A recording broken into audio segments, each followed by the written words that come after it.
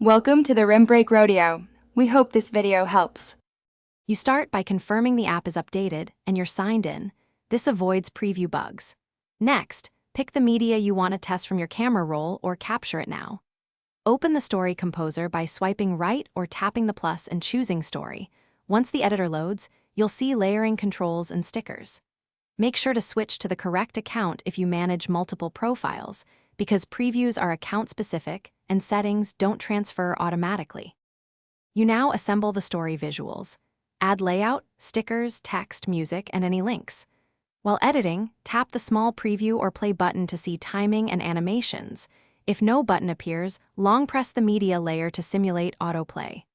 Once done, choose Close Friends or save as a draft to keep the story private while you inspect transitions and sticker placement. This step shows you how the audience will perceive timing and interactive elements without publishing publicly.